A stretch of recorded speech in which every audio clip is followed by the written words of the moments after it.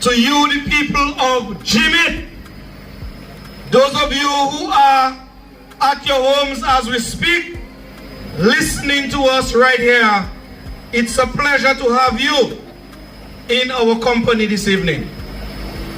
Those of you guys who have braved whatever it takes to be here with us on the ground tonight in Jimmit, we applaud you, we applaud that effort as well. Ladies and gentlemen, by way of introduction, Mr. Moderator Ned Tuse, thank you very much, my brother, for a very good job so far. But by way of introduction, my name is Loftus Durant, originally born and bred from Canefield, and so I am no stranger to the Maho constituency. Presently, yours truly reside at Cochrane, and so I am well connected with the issues as it relates to us in Dominica through the length and breadth of this country. Ladies and gentlemen, I want to thank you in a very special way for opening your doors, for opening your hearts, for lending a voice to the United Progressive Party as we went across this community throughout this week, informing you guys of this meeting tonight. And this meeting, ladies and gentlemen, I must say, as Ned said before, it is not one where we will be coming to discuss anything to bring down ourselves as Dominicans. It is a meeting whereby we will come together as a people to help chatter, to help create, to come up with innovative ways to fix our problems in this country. And ladies and gentlemen, talking about problems, we have a few in Dominica, as the death announcement usually say, too numerous to mention. When I went around the community of Jimmit earlier this week, I met with a number of elderly people. I met with a number of young people. I met with a number of not so young people. And it was a resounding call from all of you that we in Dominica, we need a change. We can do better. We have done better. And so this is the message of hope from the United Progressive Party's standpoint. We want to tell you guys, we have heard your cry. We have heard your pain. We are feeling your pain. And so we are here to help you help yourselves. We are here to help you, the people of Jimmit, and by extension the Maho constituency, and overall the people of Dominica, to make this country the beacon of the Caribbean that we once was as a country. And so it pleases my heart when I went to you this week, and the way that you spoke to yours truly in confidence, some of you, and you poured out your hearts to me and said, Loftus, we need a change. I am fearful to come to your meeting tonight in the flesh, in the person, but I will be listening. And if needs be, you can count on my support in the not so distant future whenever the election is called. And so on that note, ladies and gentlemen, those of you who are feeling the pain and have felt the pain of this country, whether you are in the public service, whether you are in the private service, whether you work in agriculture, whether you work in tourism, whether you work, whatever you do, to get a living, ladies and gentlemen. You have said and continue to say that your life has not gotten better as a result of the 25 years plus of this cancerous, I call it, Dominica Labour Party. And so I know the level of fear that goes on in this country. I know the level of victimization that goes on in that country. I know the level of punishment, as it were, that goes on in this country as it relates to people standing up for what is duly theirs. For what is duly ours. That is our rights and freedoms, ladies and gentlemen. I know a number of you would love to be here tonight, mingling, greeting, and basically having an exchange with us. But you are very fearful that your picture may be taken. Your words may carry back across to the powers that be, and you may not have a job by tomorrow afternoon. And so we are aware of that. But we are bringing this message to you. Fear is of the devil. Anyone who can instill a level of fear in a people, basically, he or she is of the devil. And we are a proud Christian called nation. We call ourselves Christians. And so we, as true Christians in Dominica, we read over and over that we should have nothing to do with the devil or people who act as advocates for the devil himself. Should get confirmed. Make it a point of duty. Take the time off. We take the time off to do every other thing. We make the time. We sacrifice the time. And so I am asking us tonight to let us sacrifice at least half an hour in the days and weeks ahead to get confirmed. Because that is the only way, or one of the best ways. Let me rephrase it. Because as they say, there are many ways to skin a cat.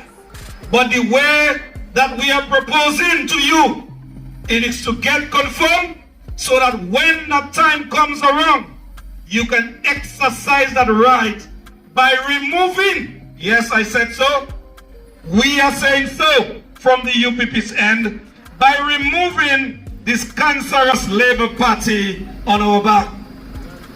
A powerful speech by your future parent. This man is a man that can give true representation to the people of Jimmit. This man is going to be a winner in this constituency. People of Jimmit at their homes tonight, think of the speech you heard. Ponder on it, sleep on it, and you can see this man will give you true representation. Put your hands together for him. At this point in time is leadership time. Leadership time. But before I call on our leader, Mr. Joshua Francis, on the behalf of the UPP and people of Dominica and the people of Jimmit in particular, we would like to sympathize with him and the other business owners in Kennedy Avenue for the great loss last week. Keep them business people and Mr. Joshua Francis in your prayers. At this point in time, I'm about to present to you the leader of the UPP, Mr. Joshua Francis, the attorney at law, the man that is going to help to revive, resuscitate, and re-energize this Dominican economy on a good front, a united front. So people of Jimmit, we got to work with Mr. Francis. Give him your support. He He's not alone. He's there with Loftus Jura, your next parliamentary representative, and a strong team, a united team, a united front. So at this point in time, I would like you to put your hands together for the political leader of the UPP, United Progressive Party, the untouchable, strong man, Mr. Joshua Francis. Thank you. Thank you, Mr. Chairman, and good evening to the people of Jimmit. We want to thank you for giving us some time in your space. We know it's after 8 p.m. and usually around that time you're hanging out with your family and relaxing. But we are here on the people's business, Dominica's business, your business, all of us business, and that business is serious business. So tonight, let me give you greetings from the Kalinago territory, the indigenous people of Dominica. Special greetings to you, the people of Jimmit. And tonight I want to say to you that our objective here is to continue with the message of hope. To tell you that though things appear very difficult, the cost of living continues to increase, things are getting harder, things are getting tighter, your savings accounts are in depletion, you are struggling financially, it's affecting you emotionally, physically, psychologically, and mentally. But I want to say to you that there is hope. There is hope because there are still persons in Dominica who are selfless. There are still people in Dominica who are prepared to sacrifice themselves to make life better for all of us. And tonight, you heard some of such people. You heard from a sister, and you heard from Mr. Dura himself, Loftus Dura. And I did not spend much time to tell you about the character, the nature, and the abilities of Mr. Dura. This gentleman has been around for some time. He has been one of our fighters to get more social justice and economic justice in Dominica. So he's not new to the struggle.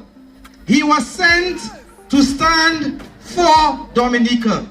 And tonight, we want to take this opportunity to say thank you to Mr. Loftus Dura for making the sacrifices that he has made.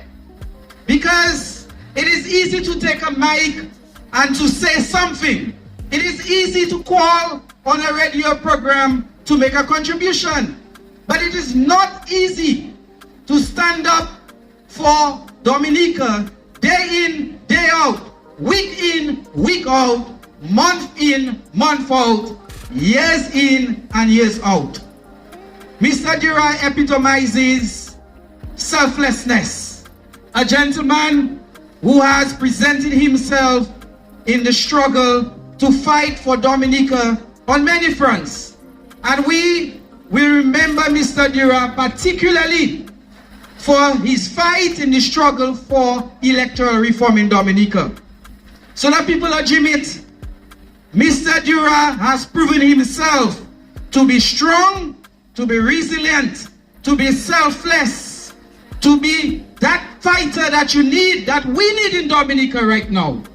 A man who is prepared to sacrifice money and time and his resources for each and every one of us. And as I said, many of us may take that for granted, but you will only know how much sacrifice that takes when you yourself get involved. And most of us will not do it because we have our families to care for, we have our businesses to take care of, and we have to prepare for our future. That is why we must not take persons like Loftus Dura for granted, because the sacrifice that he is making is what most of us are protecting, and that is time and money. So ladies and gentlemen, in Loftus Dura, you have a gentleman who is prepared to continue to make the sacrifice for you, the people of Jimmit, the people of the Mao constituency and Dominica by extension.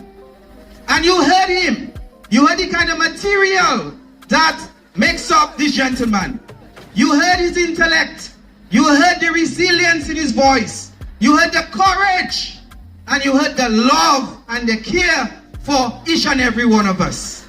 And on that basis, let me say to you, that is exactly what we are lacking in today's leadership.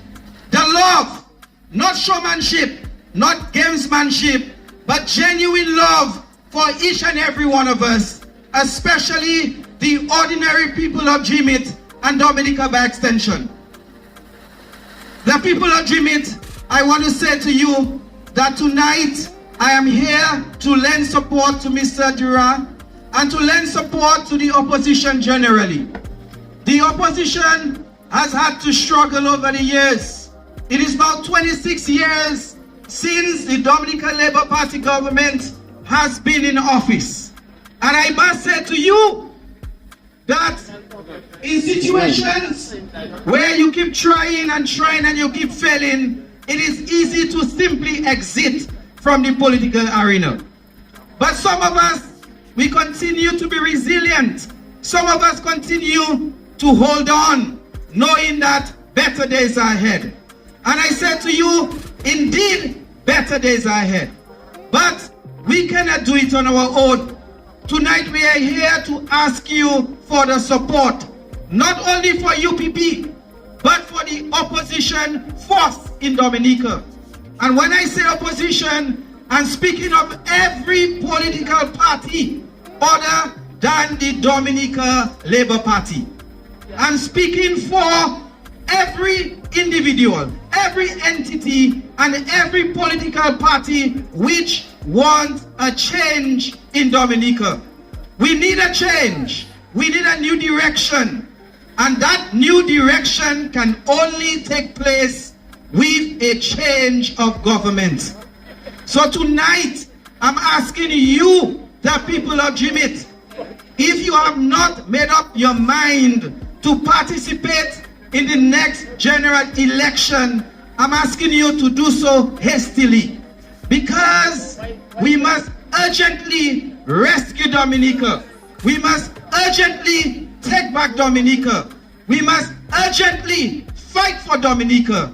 And for that to happen, we must be able to vote.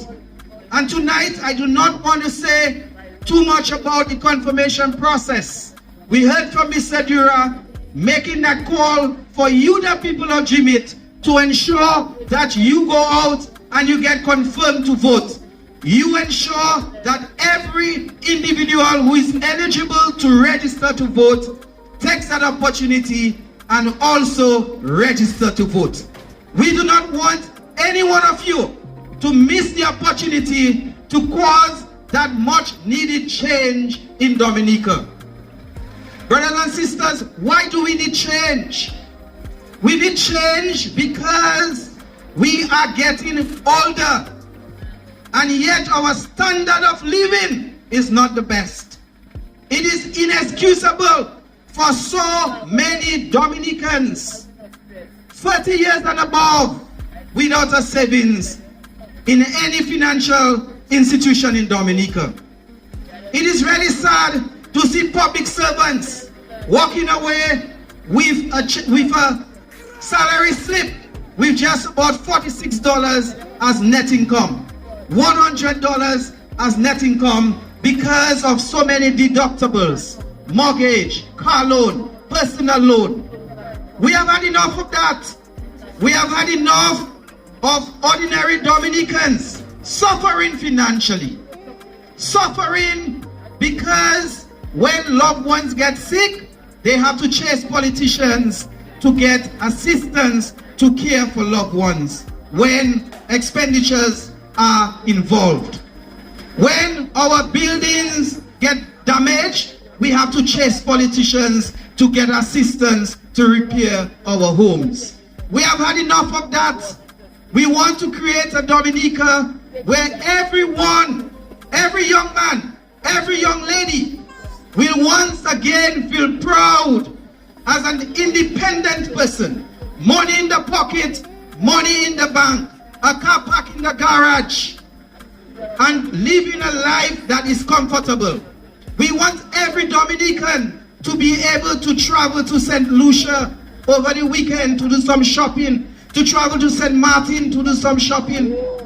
Every Dominican to have the capacity and the ability to eat well, not white bread every night, not fig and oil every day.